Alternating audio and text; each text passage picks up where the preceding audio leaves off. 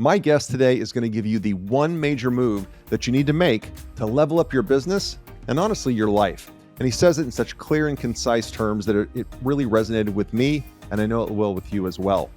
My guest is Mike Arce. He's the founder and CEO of Loud Rumor, a very large digital marketing agency and also sales consultancy firm. He actually owns a host of businesses and invests in many, many others. Most importantly, he has coached or counseled 3,100 entrepreneurs. So he's been there, done that, and worked with so many people to help them to level up their game. You're going to get a lot out of this episode. You're also going to find that Mike is just a no BS guy, tells it like it is, and is just a wonderful guy to interview. Enjoy. Mike is the founder and CEO of Loud Rumor, a leading worldwide ad agency and coaching practice focused on the fitness and wellness industries.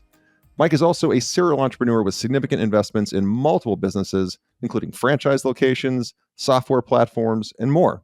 He also hosts the GSD Quarterly Mastermind Conference, and he has his own podcast, The GSD Show. Today, we're going to go deep on marketing, customer acquisition, customer experience, because he is a true expert on all three of those. Mike, welcome to the ThriveMore podcast. How you doing, man? I'm so excited you finally asked me on. I was wondering what would happen.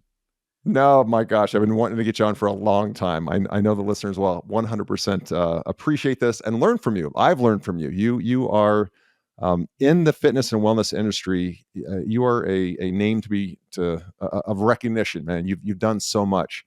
And what I would love if you could, because some of the listeners are going to know exactly who you are. Some of them won't. If you can give just a short background, Mike, on, really, I think it started with you working in a big box gym and then working your way into being, quite a successful entrepreneur. But just what was that genesis story like? Yeah, I was an athlete, came out to Arizona, decided to get into martial arts again and started competing. And I just noticed that right around that time, 19 years old, all the people I was fighting were starting to become men as far as their bodies and their strength. So I needed to learn how to be stronger so I didn't get my butt kicked too bad. And so I ended up not being able to afford a trainer. So I switched my major from business to kinesiology, or I think it was just something along the lines of exercise science at the time. And so I can learn everything a trainer knows. And along the way, I got really into it. And I started falling in love with the industry. At the time, while going to college, I had a job as a waiter. I ended up applying to work at a big box gym. It was LA Fitness at the time. Loved the industry right off the bat. And I just worked at it even when I wasn't in my schedule. So I started working after hours, outside of hours. I was learning about it. So that allowed me to get ahead very quickly. I broke sales records at like 20 years old at the gym. I ended up getting a manager job within, I think, 6 months or 7 months, and started being the cleanup guy for all the clubs. So they would send me to the bottom 4 clubs out of 16. And my job was to bring them to the top 4. And then once I did that, they moved me to another bottom 4, and we just kept cycling through. Went to a few other clubs, started my own personal training company, did that for about 10 years overall in the industry. And then decided I found out I was going to be a dad. I just wanted to get more into, I guess, a normal schedule. At the time, I thought you could only do fitness or the business of fitness, during the times or early in the morning when I want to be there to get my kids off to school. And then when they're home and I want to hang out with them for dinner. Didn't know better at the time. So started a company, Loud Rumor. We were doing web design, eventually turned it into a marketing firm. And then I just got bored and it wasn't really growing the way I wanted it to, probably because I was bored. And so I decided to niche just to fitness, which was my real passion, and combined that with my new passion, which was marketing and business. And then we took off, and it was great. And we went from, what took us 6 years to get to 42 marketing clients to, 3,100 in the next 6 years of just focusing on gyms and fitness. And, we started helping out with just marketing, but then over time, we've gotten into the consulting and the sales and helping people pre-sell, meaning when they're first about to open their gym, and then even exiting their business so that they can get the most bang for their buck on the exit. So every way and we're even starting new companies to help the industry, but every way we can help the industry, we want to get our hands in it. Yeah, love it. I did not know that you were a practicing martial artist. We never talked about that, so that's funny. As well as we know each other, that's I've already learned something. That's awesome. I've talked a lot on this show about the entrepreneurial journey and that it's hard. It's really, really hard, incredibly rewarding, but really, really hard. What were some of your first learnings, Mike, on leaving a W-2 job and being 100% on your own? What if you would think back on those times, what were some of the biggest takeaways that you could share with the audience? I don't know. I think I blacked out the first 4 years. Uh, it was the first 4 or 5 years were very, very difficult for me, but I didn't have a lot of background. My dad was self-employed, but I wouldn't call him an entrepreneur or a business owner. He didn't have employees underneath him. So a lot of the things that come along with entrepreneurship and the way that we work in our business, where we have employees and we have a lot of customers, right? My dad didn't deal with as a self-employed guy. So I didn't know about business books until like a year or two into owning the business. I didn't know about networking or any of that stuff. I think what I learned first was that there was a lot to learn. I think that was the first thing I learned. I went out there and in my mind, I've always been successful in any job I've had. And I was in a marketing and sales role, and I felt like I was a big contributor to the growth of any company I was ever in. I had 22 jobs before I was 24. So I was like, wow. I knew very well my track record. I was able to help impact every company I went to. Because of that, I thought that the stuff I did was like 90% of the stuff, and everybody else was just filling in gaps, admin stuff. Man, the admin stuff is a lot of stuff. There's a lot of things between just setting up your accounts the right way and managing your funds and make sure the bookkeeping's right, and creating SOPs, hiring the right people and leading the right people and developing them. I mean, everything outside of just sales and marketing. And so I think I was very humbled very quickly that my job wasn't 90%. It was a big part of growing company, sales and marketing, but it wasn't 90%. Yeah. Yeah. If we can just rewind the tape just a second, because it is interesting that you would go for LA Fitness or whatever it was at the time, you would go into the bottom quartile and fix those businesses, and then they would send you back to another one that needed to be fixed. Was there a common theme that you found when you would go in, like it's the same issue in the same place, or was it? I guess how would you go in and diagnose, and how did you end up doing it faster and faster and faster each time that you would take one of these over? There were some variables that were different across the board, but there were a lot of fixed problems, meaning like anywhere I went, it was generally these core problems were there. And one of them had to do with just a lack of urgency. It was just a big lack of urgency. Everybody was just kind of like checking the boxes, right? We're just here checking the boxes. And that's okay for maintaining. Actually not even, because if you're competing with somebody that's not just checking a box, you're gonna go backwards. So I just don't think it's good at all. The first club I went into, it was Peoria. It was on 6th, 7th Ave and Peoria. The name of the club was Peoria. I don't know. I was 19 or 20. It was one of those two. First time like leading people in this industry. And so I'm super young, and I looked really young too. I was a young guy. And I was managing trainers that were in their 30s, 40s, some in their 50s. Some of them were these big guys or just eating eggs and peanut butter throughout their shifts, right? Like, and you know about fitness guys and girls. The only one thing any two can agree on is the third one's doing something wrong. And so there's a big ego with fitness people. Yeah. So I went into this club that was at the bottom, the worst club. And my job at that time wasn't I wasn't a cleanup guy yet. They just gave me the worst club because I was so young and inexperienced in managing. So they were like, we're not going to give you a great one. After I cleaned this one, then it became a thing. But I walk in there and I saw one trainer, shirt untucked, sunglasses on his head. I saw another one checking his phone. I saw another one walk right by a person, not say hello. Somebody had dirty sneakers on. A wrinkled shirt. One didn't even have the right matching shorts on. There's like all these things, right? And so I just took a day to observe. And then after I observed, I held a meeting and I listed out some of the things that I observed that were good and some of the things that we needed to change. And I listed all those things. And the eye rolls that I got, I mean, you got guys that are our age, Roger, listening to a 19, 20-year-old kid, first manager job in the industry, coming in here and saying these things need to change. The next day, out of, I don't remember how many trainers, probably a dozen, 6 of them, Roger, 6 of them did everything I told them to not do, even if they weren't doing it yesterday. So the people that didn't have glasses on their head now had glasses on their head. The people that even had their shirts tucked in had their shirts untucked. Like, it was a spiteful showing. And 6 of them showed up that way. And I go, guys, what are we doing? I had a meeting and they all kind of like were looking at each other snickering. And I said, well, I don't know. I guess I wasn't clear, but you, thank you for working here for a day with me, but today's your last day. So please grab your stuff. You're out. Oh God, I got ripped apart and I just had to sit there and take it. I'm like, guys, I'm not. Yeah. So we let them go.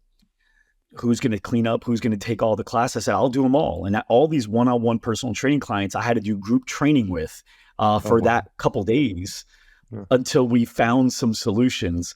And then we ended up hiring the right people. Obviously, the people that stayed stepped up really well. So that was really good. They got a clear lesson. And it was just about setting a really high standard. I believe in standards. And so like, if you're going to walk by someone, you're going to say hello. There's not going to be a moment where you're just sitting at the desk checking your phone. You're not paid to do that. You're here to make an experience better. And so if there's somebody that's coming in the door, or if they're just in the lobby, just hanging out, you're going to say hello. You're going to make their experience better. You're not going to just act like it's not happening. So ultimately, you must be productive at all times. That was the idea. Yeah. I've seen you and I've seen the way you set standards in your own business. I see the way you set standards in when you're coaching clients, and you don't waver from those standards, which makes you who you are. When you were first starting, you said the first 4 years, you blacked out, PTSD. Was there ever a time that you thought, I don't know if I'm going to make it. I don't know if this is going to work? So I quit 3 times, and all 3 times my wife convinced me to keep going. Yeah. That's all. Actually, somebody in your corner is fantastic. So you've had, you said 3,100 clients. You are supremely qualified to talk about entrepreneurs because most of the entrepreneurs, I guess almost all the entrepreneurs that you coach and that your firm coaches are small businesses. Even if they're a franchise, they're still a small, independently owned business.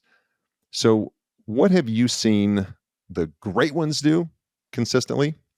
Standards, I'm sure, is one, but the great ones do consistently. What do the good ones do? And then, let's call them the not so good ones do. What are the patterns that you see? Because you have coached so many and interfaced with so many different entrepreneurs from so many different brands, so many different locations worldwide. So we can kind of normalize that. What are the key similarities between those 3 groups, good, bad, or ugly?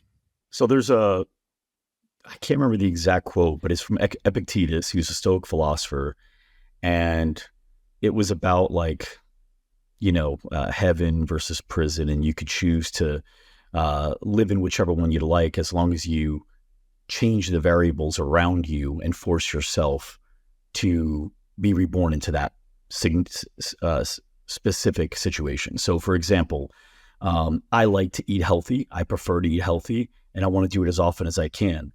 Now I can keep junk food in the house and just have the willpower, hope that I have the willpower to not touch it, or I could just keep it out of the house. And if I keep it out of the house, I've adjusted my environment to where I could only eat healthy. I could, say no matter what, I will be faithful to my wife, even if I go out to nightclubs 7 days a week and I drink around women, and I could do all that. But the easiest way to do it is to stay out of those places and just be at home with the family and be sober and hang out with my kids and my wife. And that eliminating all those variables helps me do that a lot easier with less stress, less effort, which allows me to put more effort into other things. Mm-hmm. And what I've seen the most successful business owners do is they eliminate all the variables that would guide them into mediocrity, and they only surround themselves with variables that force them to grow. So they get a coach, period. They're not going to not have a coach. That's crazy. Mm-hmm. What athlete, what musician, what business person doesn't have coaches and mentors around them they're connecting with on a regular basis? You just don't do it. You want to be better at anything, you do that. We tell our clients to do it, right? In the fitness world, Yeah. right? Like be surrounded Yeah. with it. They get themselves involved in communities. So if you're around, take the average entrepreneur that isn't connected with a lot of other like driven entrepreneurs. They're hanging around people that are not that way. They're watching Game of Thrones. They're, ordering stuff on Amazon throughout the day. They're talking bad about certain people, whether it's Trump or Biden or vegans or people that have pronoun issues or whatever, right? Like no matter what, like how does being in that conversation do anything other than distract you from success? Because it doesn't help you. Right. Yeah. So where I've seen the most successful people is they put themselves in situations where the only way to go is to be great. So you get your coaches and you get coaches that hold you accountable to certain commitments and activities. You're in your community. So you're spending time with at least 4 or 5 people a week, even if it's a quick phone call, a virtual lunch or an actual lunch or whatever, where these people have goals and standards as big or bigger than yours. You set targets and you hire people. You may even hire people that you can't afford at first, but because these people have standards themselves based on where they come from. So you feel like you need to be a better leader because that's a better person on your team. You don't feel the need to step up as a leader when you hire a bunch of interns, right? Like, how much better do you need to be, right? But when you hire A players, you stole an A player from an A company. You feel this need to drive up. Saying things, saying I'm going to read this book, or I'm going to learn this, or and saying it out loud, saying it to certain people, just putting yourself in position to where it's actually harder, whether it's ego or because of your environment, your people. We are tribal. We grew up, that's the way we've evolved, is tribal. The reason we all have this need for acceptance is because if we weren't accepted at some point in time in the past, and we were kicked out of the tribe, our chances of survival went down to almost none.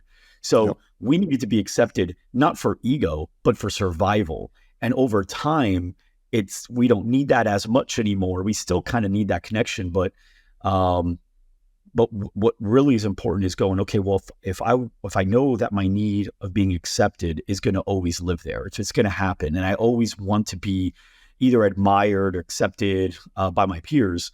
Well, what are my peers' standards? Because if I surround myself with peers that have high standards, the only way I can satisfy that need is to also raise my standards. So I think that's it. And then everything else is easy. So saying like somebody that studies sales, well, yeah, but what's going to make you study sales? What's going to get you to do it consistently? And what are the conversations you're going to have before and after? And so I think it all really comes down to the leading indicators of like, how do we get all those things to happen? The first domino, essentially. Yeah, the big domino. Hey everyone, as you know, I don't have any advertisements nor sponsorships on this podcast. My only ask of you, the listener, is that you share this podcast with someone that you know, a friend, a family member, a coworker, or a colleague who may benefit from this information, may benefit from today's guest, from the value that they're sharing with the audience, with you, the listener. When you share this podcast and our audience grows, it allows me to book more and more guests who have a great message, great nuggets of wisdom that you can benefit from, and again, your network can benefit from. So please, right now, push that share button, send it to somebody that you care about, and let's get back to the interview. I was going to say this and ask you a little bit later, but what you just shared, that's what the great ones are doing. They're putting themselves in the right room around the right people, doing the right things, making the right commitments. This isn't a political show, but I got to tell you, I have seen, and I've seen it markedly increase, including in the entrepreneurial world, because we're all still humans at the same point, is this victim mentality. And, well, that's not my fault, or that's not my responsibility, even for an entrepreneur who owns the business. And I'm just curious if you've seen that, and most importantly, how do you address that with an entrepreneur that, as you know, if you don't, nobody's coming to save you. Like there is nobody, the cavalry's not on the way. But it's ubiquitous in our society. So it's not, it's just ubiquitous in, politics and schools and everything where, it's not your fault. How do you coach an entrepreneur out of that mental frame of mind, because it is so ubiquitous in our society right now. So imagine you have a kid that says bruh all the time. He just says bruh, bruh, bruh all the time. That's his go-to slang word, bruh. Yeah. And then his friends come over and all they say is bro, bro, bro, bro. What's going to be your easiest, like, what would be the easiest way for him to drop that habit? Not to be around those people. So that's why I'm saying the first domino, my first thing is coaching is not to say, hey, eliminate that or have a rubber band or whatever, all those things, right? Like if you have a rubber band, snap your wrist every time you say it. Like it's going to be so hard, because that's the example of like, it's hard to eat healthy when food is in the room, like junk food is in the room. It's hard to not be a victim when your environment's a bunch of victims. Yeah. It's hard to say not say woe is me or like this or that when everyone around you blames everything around them. You start to believe it's true, or maybe that's not even it. Maybe subconsciously we just want to be accepted, so we behave in a certain way. But whatever it is, I can't coach someone out of a bad environment. Like you've got to find a new group. Once you find a new group, now we can find a way to accelerate everything else. So step one is find a new group. Outside of that, with the victim mentality, if now let's say you've done that, the way to accelerate it is you have more control if it's your fault. So you just have to choose, because being a victim is easy. It's the easiest thing in the world to do. There's nothing easier than being a victim, right? I just say like, yeah, I don't know what to do. I can't do it. That's the easiest thing in the world. The hardest thing in the world is to say, all right, what do I have to do? And so at that point, it's like, okay, when we just address that, there's nothing easier than being a victim, right? What's easier? Now I would ask, and I've done this conversation with people, what's easier than that? What would be an easier route than not being a victim? And nobody could ever name one. So I say, okay, so we've already established that we've got level one done, which is the easiest thing in the world. So now what would be harder than being a victim? And the people would say, like, take ownership. Great, we know that's harder. And it's more painful. Taking ownership is painful. But we got to ask, what's greater, the pain of change or the pain of staying the same? And so we don't like being a victim. We don't like taking ownership. Which one's going to be less painful overall? So outside of that, then we just start listing out what we can own and then take action. No, I love it. What you just said right there, because, and I also think when you're right, being a victim is the easiest, but my gosh, to me, it's also the most stressful, because that means you have no control. That means you've given up all control in your life.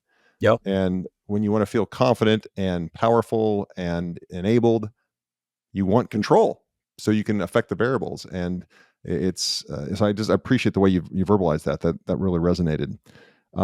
You are an expert at digital marketing, and we've had many conversations on this. You're expert in many things. Digital marketing is one of them. Where do you see digital marketing today? And it grows exponentially. It changes every day. But from even 2-3 years ago, how is digital marketing and really the specific question is customer acquisition through digital marketing different today than maybe it was just 2-3 years ago? So there was a really good run from 2014, 15 until 2018, 19, where you didn't have to be good at marketing at all, and you could generate hundreds of leads for $1. Yeah. And that's because there was low competition, not just your direct competition, meaning other gyms, but anyone targeting your target. So if you're targeting, let's say, women between 25 to 55, well, so are restaurants and daycares and clothing stores and vacation. I mean, in fact, that's one of the most popular, I think it is the most popular demographic to target in advertising. They're the best buyers. So your competition was significantly less. And also Facebook wanted to get into the marketplace. So they weren't charging a base bottom number. They were in full auction. And then what happened, unfortunately, is prior to that, anybody that was actually in marketing prior to that, they actually knew all the things, or at least they understood that there were a lot of things that you had to know in order to be better at marketing and to be considered a great marketer. When 2014, 15 came along, it was so easy that it created this illusion that I'm really good at marketing because I'm getting hundreds of leads from Facebook every month. And you're not really good at marketing. You just had a really good either insight or timing to get into the market when you did. But it was this incredible wave. And we would all love to have it back. But we could either say like, oh man, it sucks. Now it's not as good anymore. Or we can just say, dude, how lucky was it we got into that wave when we did and just got a bunch of leads free. I mean, now we're still better than we've ever been as far as the ease of getting in front of your target customer. It's still better than it's ever been. It's still cheaper than it's ever been prior to that year. But we just had such a good window. So for everybody that marketed during that, if you started marketing to that time, I'm so sorry that you were spoiled and confused as to what marketing is. But marketing is much greater than digital advertising. It sits under, it's like one leaf of an entire tree is Facebook ads and Instagram ads. So I think how it's changed is, number one, every variable that you don't have control over has changed, which sucks, right? For you, because you don't have control there. The more people are involved, you can't control that. You're not going to tell everyone to stop running ads so you can have better costs.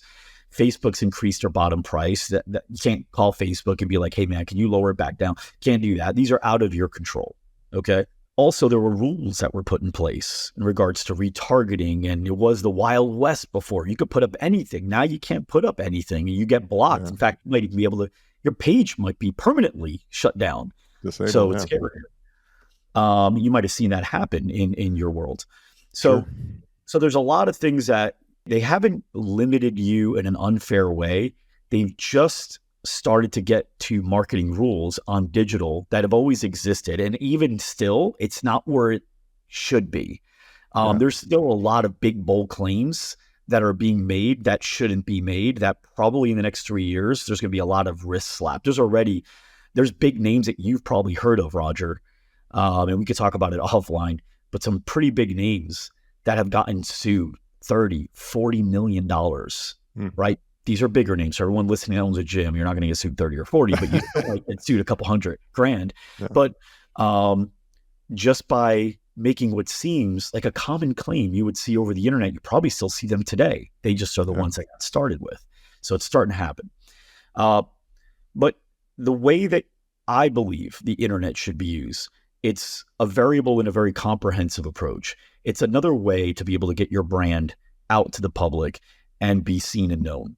What you're doing, what I'm doing right now, is technically what I started doing when I was 20 and I've never let go of. And in LA Fitness, I remember the first sale before I became the manager. This is how I became manager, though, this process. Before I became a manager, I was selling training. They gave me this big binder, and it was filled with like 3,000 or 4,000 names. And there were like 3 or 4 of these binders. And my job was to call these leads. Half of them weren't even numbers that were working anymore, and to get them to come in and do a free session with us. I'd spend 2-3 days. I may have talked to 2 or 3 people. I've cold called prior to this. I did door-to-door sales prior to this. So I wasn't like spoiled with good leads. I was very apt to this, but unfortunately these were like really bad. So I said, look, why is anybody going to trust me? So I decided I was going to start having some clinics. And at the time there was a term like shape and tone. That was a big term 20 years ago. And I would have shape and tone clinics, nutrition clinics, metabolism boost clinics, all these different clinics, right? Every month. And I would go to all these businesses and I would tell all these members to bring in as many people as they could. And I would charge $100 if they wanted to come, or it's free for them if they bring a guest, and it would be free for their guests as well. Right. And I would just have as many people come. Now, the first one, we took up the racquetball court because we only had 8 people register. The second one, a month later, I learned some things. We had about 30 people register. So we took up the aerobic room.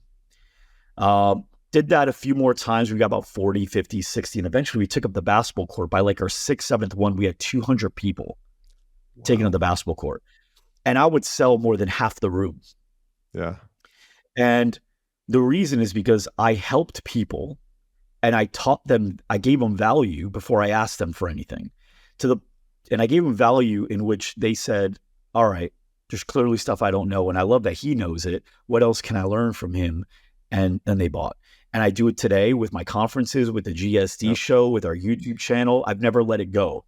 And I think the trick is, and we've done it a couple times possibly on this podcast, but I know you've done, I've seen it on some other stuff that you've done, is how do you get somebody to go, oh shit, I never thought of that before.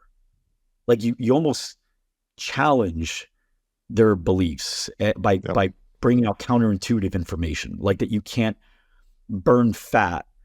You can't target fat, but you can target muscle, right? So saying all those inner thigh exercises you're doing aren't making your thighs thinner. You're actually increasing the likelihood of your thighs touching because all you're doing is increasing the muscle and the fat stays the same.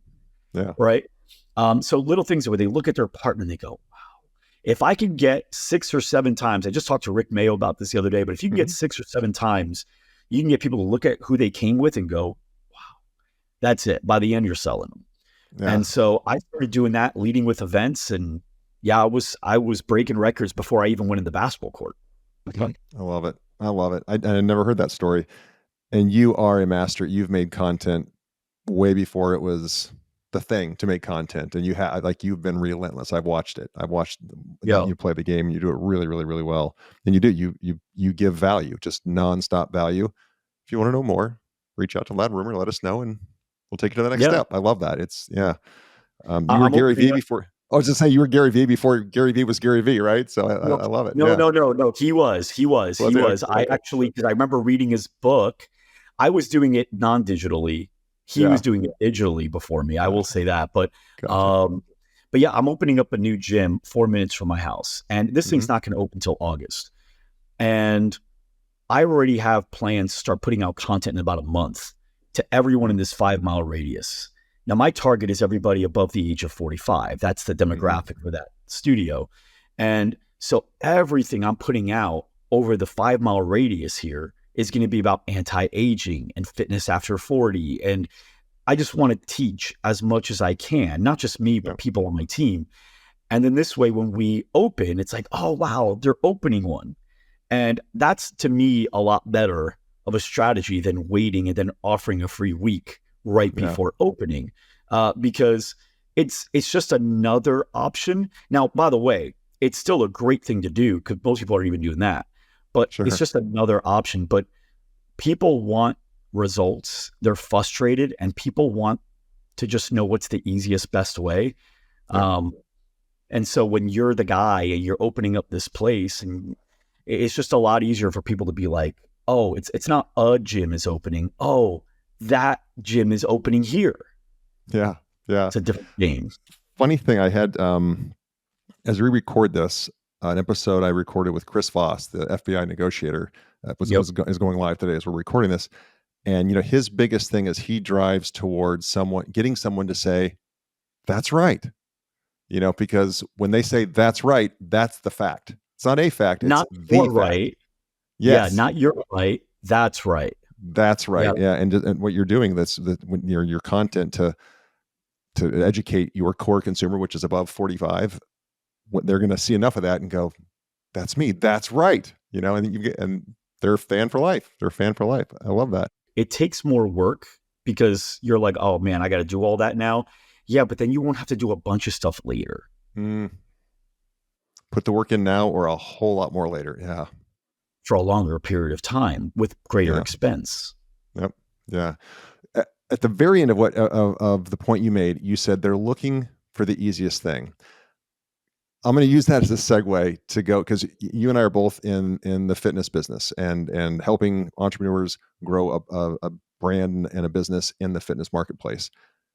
We're living now in the age of Ozempic and I think it's Mounjaro and all these, stab yourself in the stomach once a month for $900 and you won't be hungry. Have you seen that make any type of material impact? I mean, I came from pharma, 25 years in pharma. I know how this story ends because it ends the same way every single time, but it can acutely affect business. And I'm curious if you've seen that, because you are exposed to even more fitness entrepreneurs than I am. Have you seen it affect the market at all? Have you seen it affect the consumer behavior with people opting to pay $900 a month to take a shot to not be hungry versus I'm going to put in a little bit of work and actually learn how to eat? I haven't. I haven't seen it. I mean, obviously it's in the market. I don't know if those are the same people that most fitness studios are targeting. But I have not seen it impact numbers. I mean, we work with a lot of studios. Right now in January, more than 70% of our studios are on track to have their best month ever. So Wow. you can't have your best month ever at the height of Ozempic and then say that Ozempic is a reason that the industry is going to, suffer or have a take up or anything like that. If anything, I think it's going to be long term, it's going to be better for the industry, because if anybody's really studied Ozempic and how it works, it actually is hurting you long term. It's killing your metabolism because it's depleting your muscle. It's there. I don't want to get into it because I'm not Peter Tia or anybody, so I know that there's much people that are much better at speaking on this than I. But I like studying that stuff, and I like studying those people. And it doesn't seem like there's a really great light at the end of that tunnel. Yep. And there never is. There never is, ever. I'm an avid reader. You know that. I know you're an avid reader because we have actually swapped titles and swapped recommendations on books. Is there a book that you've read? I know we've talked about pricing books and things, but a book, I don't care if you were 19 years old or you read it this past weekend, that you finished it, you set it down, and you said, "Whoa, I will never think about that subject the same way again." That book changed my life. Is there one you could recommend to the listeners? So you want to know a book I read every single day? Sure. And then I'll tell you the book that changed my life more. Okay. Love it. I love it. Now, it is going to sound egocentric at first, but like it's not.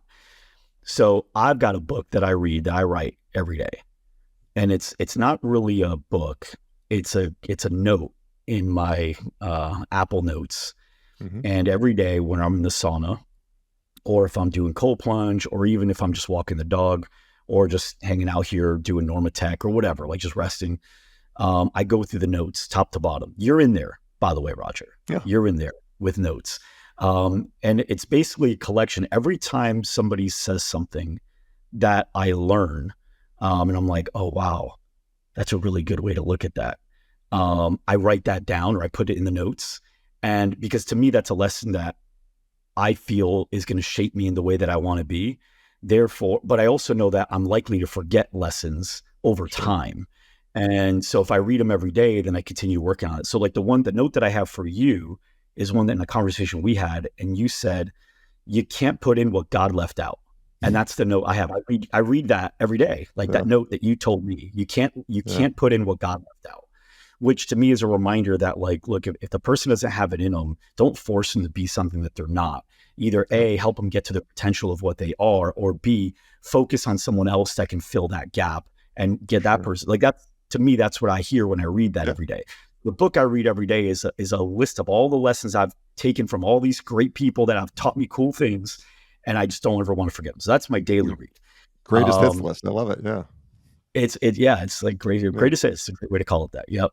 The book that I think has, where at the time it made me go like, holy shit, and I recommended it the most, was Outwitting the Devil by Napoleon Hill. That was probably the second book that I've ever read. Outwitting or outweighting? Outwitting. Oh, you've never read this one? No, I mean, Think and Grow Rich, of course, that's like the standard. And I think it's better Outwitting than the Devil. it's better than Think and Grow Rich. So Outwitting the Devil, I don't know if this story is true, but legend has it that he wrote this book about a year after Think and Grow Rich. And so you're talking, I don't know, was that 80, 90 years ago, whatever it was? Yeah, 90, yeah. Yeah. And it was right around the time where people were like super religious, because it wasn't too longer after like the Great Depression. And so people like were really, really religious. And he came up with this name called Outwitting the Devil. And it's a conversation with him and the devil, the whole book. He has the devil up like in court, and the devil's on stand, and he has the ability to interrogate the devil. And for some reason, the devil cannot lie. So he has to admit all of his tricks. Yeah. And he's just interviewing him. And it basically shows how people act and the way that we're programmed to be. Now, in this book, the devil takes credit for programming us in that way. But whether you want to believe that or not, it still opens your eyes to, holy shit, that's Sure. true. Why? I think that because of this, like it's not real. And so the legend has it, he wrote the book, and his wife didn't want him to release the book with that title. She said, change the title, because she didn't like anything about the devil or whatever. He's like, no, you can't. Like, that is the book. And you'll see why it's outwitting the devil later if you read it. It got into someone else's hands after he died, but he put in his will that you cannot release the book without the title. You have to match, it has to release the title. Now, in this time, it was like in the 70s or something like that. So I guess with the wars that were going on, they didn't want to release it again. So they just left it. And in 2010, it finally got in someone else's hands. They're like, yeah, I don't care. We'll release it with the title. And they released it with the title. And it's sold like crazy. And it's become the favorites of a lot of really awesome people that I personally look up to. But I remember I got the book before I heard of Think and Grow Rich. It was my second book. I was at a random fair. I don't know where I was. And there was a book stand, and she told me this story. And I was like, wow, that's a pretty cool story. All right, I'll read the book. And I just read E-Myth, and I got a lot of value out of it. And that was my first book, like, business book. I read it, and I was like, damn. And I've read it since, just to make sure I wasn't overhyping it because it was only my second book. I reread it like a year ago. It's still great. It's still an awesome book. It will be, I can promise you, sir, I will have that ordered within 15 minutes of this podcast wrapping, because that sounds awesome. And you never have given me a bad recommendation. We'll put that in the show notes here of the podcast, so any listener can just click on it to go right to the link. Awesome. Yep. That's cool. I've never heard of that book, and that's one of the most unique recommendations. So thank you. Couple last questions, and these are a little different, but I mean, the person I know, the Mike Arce I know, lives a very full, rich life. I mean, you are living your dream, and you work toward it. I've never seen you have a bad day. I know you've had bad days, but you never show it, and you always show up huge whenever I see you in person. But let's fast forward to the end of your life, and you've lived this rich life, and we're at your funeral, and a loved one is reading your eulogy, and they're only given the opportunity to choose 3 words, 3 descriptors to describe the life that you lived. What 3 words, Mike, do you hope he or she says that describes you? I never thought of this. Helpful is one. I feel like useful, people wouldn't say that at a funeral, but I feel like it's important to be useful. But let's just call that helpful. Supportive or encouraging, something along those lines. Like, I want people to feel like, I want there to be a good amount of people that felt like I helped them. I believed in them more than they believed in themselves, and that caused them to believe in themselves more. So that'd be kind of cool. And then GSC, like, which is our motto, right? Like, to me, that's not just our motto for marketing. I like that to be me, get shit done. That's your life motto, yeah. Somebody could say Mike was helpful, Mike was supportive, and he got shit done. Like, if they could say that, I would say that would be pretty cool. I think with more thought, I might replace 1 or 2 of those. I'm not sure. But that's something I'm going to think about. That's actually a really good thought-provoking question. That's a good dinner question. For the sake of the podcast, we're going to keep it shorter, but that's a good dinner question. You know why I asked that question? I did an exercise where I wrote my entire eulogy. And like, you went through this exercise where, how many years do I have left? I'm 50, almost 54. So let's hope 30. Okay, well, I got 30 years to get busy, get it done. And then, I wrote my eulogy out. And you talk about a humbling experience and just bringing you back to reality, because what it taught me, and the reason I love asking this question, is those are the 3 words we should then seek every single day in our life. Like, if we want people to say that, then all of our actions should be congruent with those 3 words. And when they're not, we need to check ourselves. And when I wrote my eulogy, it woke me up to, if I want to be this, remembered as a father, as I want to be remembered as an amazing spouse, as a leader in business, then my actions need to be congruent with that. And it was really humbling. So that's why I love asking that question of all the guests. What are yours? Mine, I wrote father, husband, and leader. Ooh. Yeah, because at the end of the day, like, I love, me, I love the game of business. I love it. It's so much fun. It's the ultimate game of chess. But when this is all over, I hope I'm remembered more for being a father and a husband than I am a business person. But I do enjoy being a leader, which I'm really tagging on what you said. I love developing people and showing them that they can accomplish so much more than they even first thought, and helping develop them and challenging them. So, leading in life, in business and friendships, colleagues, just asking the challenging, encouraging questions, that feeds my soul, and I hope it changes people's lives too. Yeah. Yeah. Yeah. It's pretty cool. I like that question. I'm going to ask that question. Sure.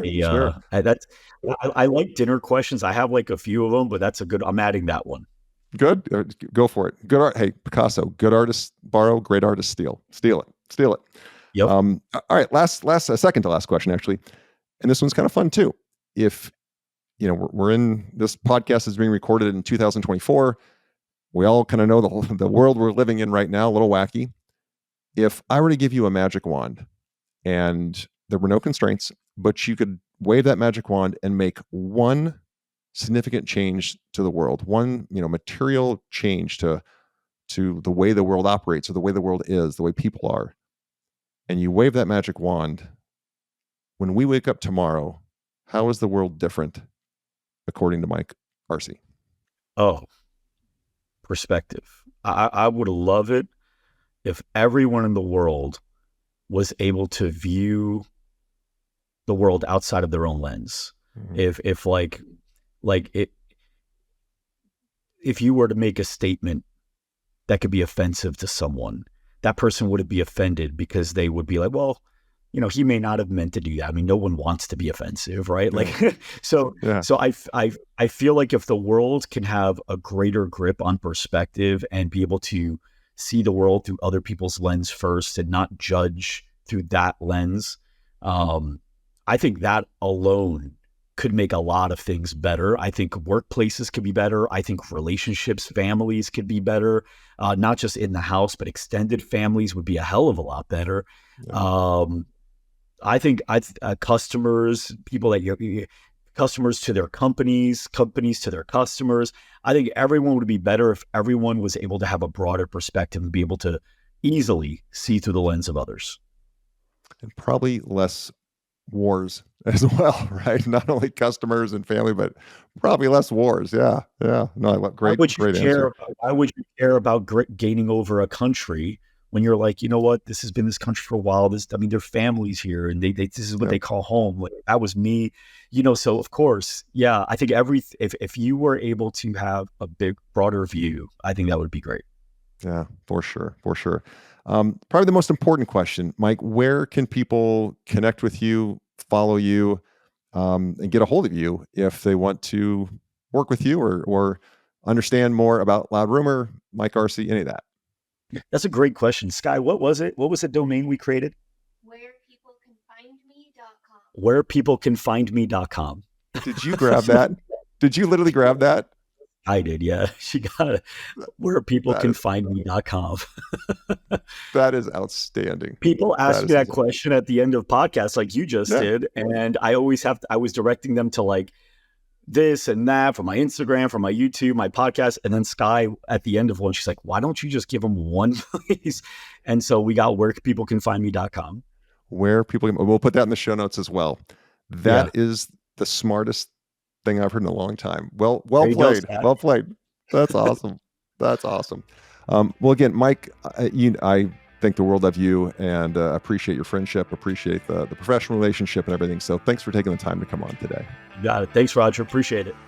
Thank you for tuning in to the ThriveMore podcast. Don't forget to take a look at the show notes for any of the resources that we mentioned during the podcast. And if you haven't already, be sure to hit the subscribe button and turn on your notifications so you have access to the latest and the greatest. You can connect with me on any of the socials at Real Roger Martin. And be sure to check out our website, ThriveMoreBrands.com. There you'll find information on the brands we support and information on franchising. Thanks again for tuning in.